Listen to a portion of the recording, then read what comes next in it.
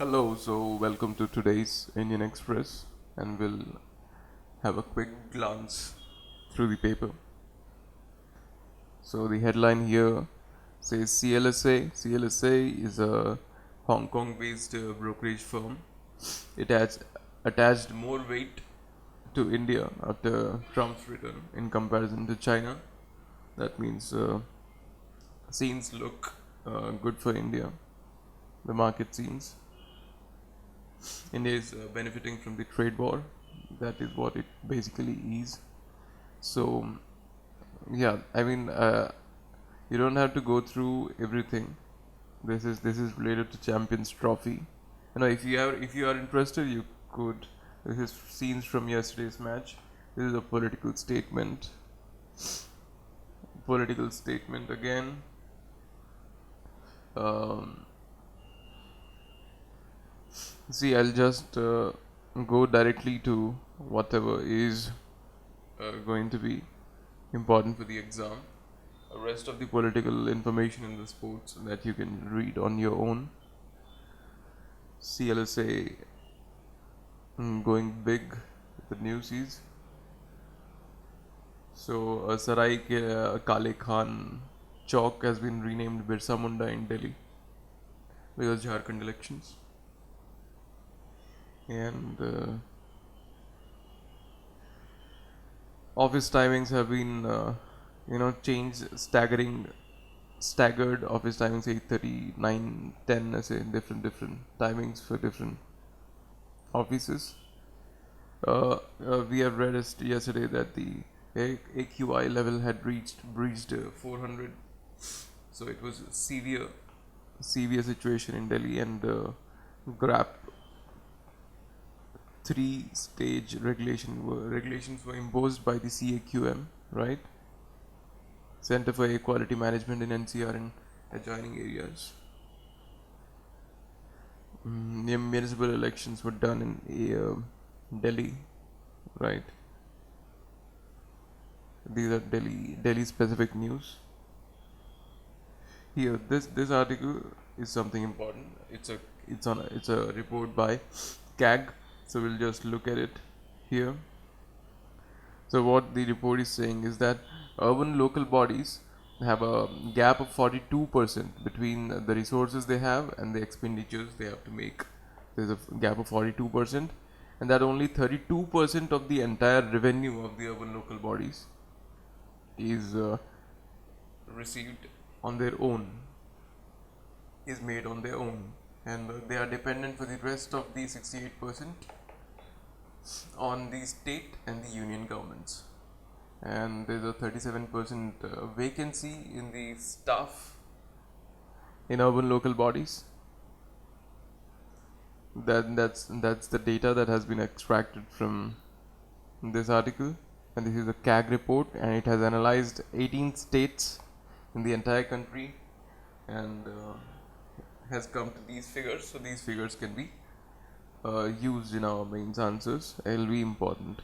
So we again see that there's a huge gap in resource and expenditure, and there's very less of their total expenditure that they are able to make. There's very less revenue that they are making on their own and are dependent on center and the union, right? And now this is political news. Political. So Waqf Act. There's an article on Waqf. Okay, soybean we recently read. I mean, I did not make that video, but soybean farmers had been facing a crunch. They had a bumper crop this year, but they were not able to, find the price for it. Actually, what happened is last year the soybean demand had risen, and there was a big price realization, and so the farmers decided to um, give more acreage to soybean this year, and that's called the cobweb cycle,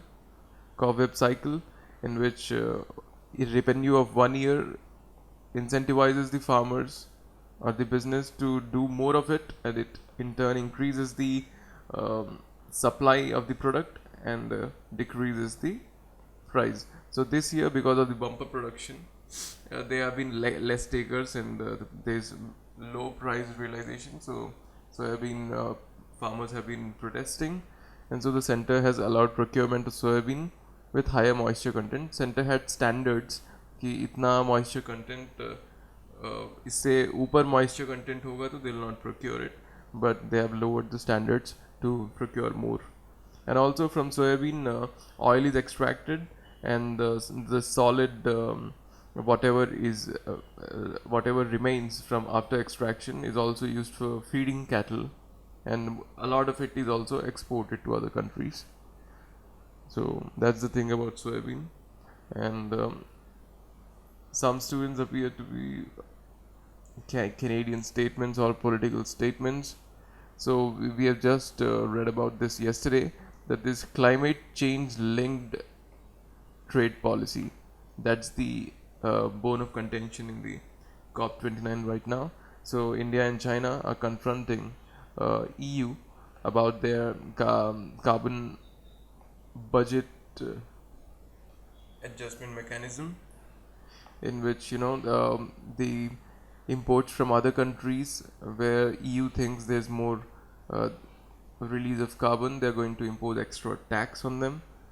And so India and China are confronting EU, and they have been avoiding this discussion in the COPs and even in the WTO. That's the question, not at WTO or COP. Where do you want to discuss CBAM? That's the question here, right? And here Kerala, this is not a very important news, but Kerala High Court wants curbs on tusker usage at festivals, and there's a Puram festival that's happening in Kerala now, and there's going to be usage of elephants in processions or something. So High Court wants uh, only a 3-hour continuous usage of elephants maximum. And there's a fraud in Bengal, and rice exports have been spurred. Yeah, India has allowed rice exports again, and there's a rise in it, and this is a serious issue, but we're not discussing here. There was Gauri Lankesh, the journalist, was killed, and the killers are now being celebrated. Are they martyrs? Is what her sister is asking. And there was a fire in a medical college in Jhansi, and little children's ward, infants ward. And now this one is important for international relations. It's India is providing its own national grid for supply of electricity from Nepal to Bangladesh. So it is facilitating a tripartite electrical transaction, providing its own grids. So in a way, it's helping Nepal and also Bangladesh. So that's an important point whenever you write about the neighborhood, right? Whenever we are writing about the neighborhood, we should be mentioning this, and highlighting the role of India in their own cross-border trade. All right. So now this is political news because elections are up, right? OBC quota, um, nothing technical here, only political stuff here. All right. And this is new sugar barons. Earlier, most of the sugar mills were cooperatives, but gradually, almost half of them have become private owned. What happens is private owned people have more flexibility, and they can invest in innovation, production of ethanol and stuff more easily than the cooperative ones. On a killing in Kerala. Now these are editorials, and there's not. I mean, we just read this article on AFSPA yesterday. AFSPA has been reimposed in Manipur, and that aggravates the distrust between the people and the state again, because AFSPA gives sweeping powers and immunity to the armed forces. They can do anything they want to, and they'll have an immunity. But of course, there have been court judgments saying that there's no absolute immunity to armed forces, and also multiple committee recommendations recommending to take away AFSPA. Right, another job scam in UP, and fading strains is a Sarangi player who has recently passed away. Served with distinction, Abhishek Singhvi, the Congress Rajya Sabha MP from. So now he has written praising the CGI's tenure. Now this is Andaz Apna Apna's um, you know, article. Not very important for UPSC here. My two Indias is here. Peter Ronald D'Souza is an Anglo-Indian. You could say a Portuguese origin person, Indian, but he still feels like there's a lot of animosity against people like him, and he has been um, asked to go back to Portugal. But you do you understand? After living so long for here and being almost Indian. Um, when there's such an animosity you're facing, that really hurts. What we burn is what pollutes. Um, yeah, Chandrabhushan Singh Ji is a researcher in California University, and according to an index released, uh, uh, yeah, he's talking about the brown cloud that's hovering over the subcontinent because of the pollution, whatever we burn, the cooking habits, the vehicles and stuff. And now we just came across this article yesterday. Key parliamentary elections were going to happen in Sri Lanka, and Sri Lankan president wins two-thirds majority in parliament also. And we have also studied about the polity in Sri Lanka. So the president is directly elected, and then legislature is also voted upon now. And the president did not have many seats in the legislature now till now, and now after the elections it has about two-thirds majority in the legislature also. So now it's a strong government again. And here is Musk is meeting Iran's UN ambassador, and here Iran backs Lebanon. So Lebanon yesterday proposed that it is ready to talk ceasefire. Even Hezbollah is ready to talk ceasefire with the Israeli forces. So now Iran is backing Lebanon's ceasefire talks. So in a way, it is calming down a bit the situation. And he has calls Olaf Scholz, the German Chancellor, dials Putin to show willingness to negotiate with Ukraine. With Trump coming into the scene, perhaps it looks like the war is slowing down. And now Norway, there's something about Norway. There were Sami people living in these are indigenous people in the northern Norway perhaps, and Norway apologizes for forced assimilation of Sami. They forced these people to learn the Norwegian language, and they tried to homogenize these people, and now they are apologizing for this. So, Team Trump, we don't have to go into detail about it. This is a very right wing person. He's the new AG, right? Elon Musk is the co-lead of Department of Government Efficiency. Now you can talk about this in your ethics or governance paper. Department of Government Efficiency is a new department here. In India, we don't have such thing. There's no concept of government efficiency right now here. So we can take a piece from there. And this is about the life certificates. Life certificate month. Old people who are pensioners who receive pensions, they have to give their life certificates every year to receive the pension.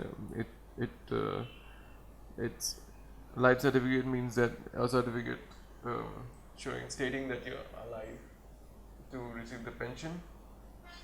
So the government has facilitated a digital life certificate thing where you can where there are camps organized in towns or villages where you don't have to go to the bank or the post office like earlier, and you can just go to the camp and give your biometric information and get the life certificate for that year.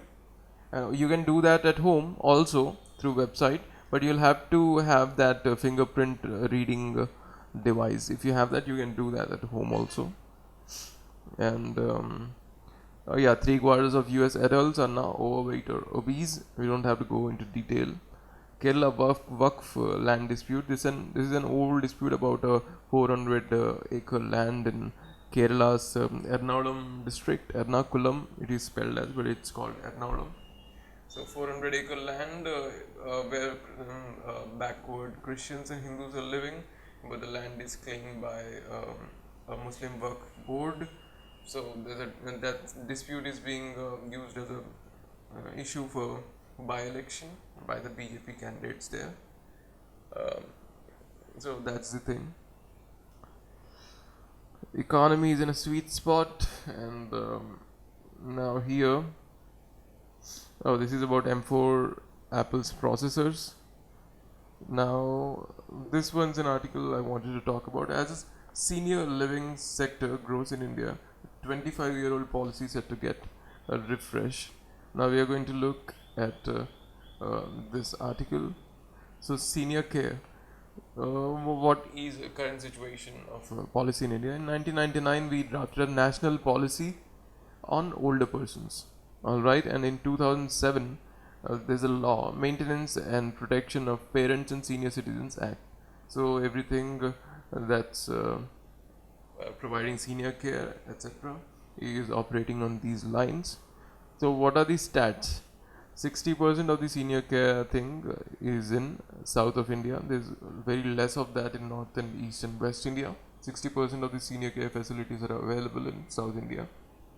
And also, now if you look at the population above 60 years, in 2024 the population is only 11%, but in 2050 it will be 21%. That is, one in every fifth person will be above 60, and that will be about 70% of world's old age population. Now that's the scale of it. 70% of world's old age population will be in India by 2050. So we'll have to be ready to take that burden. So we need private investments into the senior care sector economy, and so the government has to refresh its policy to incentivize private care in that sector.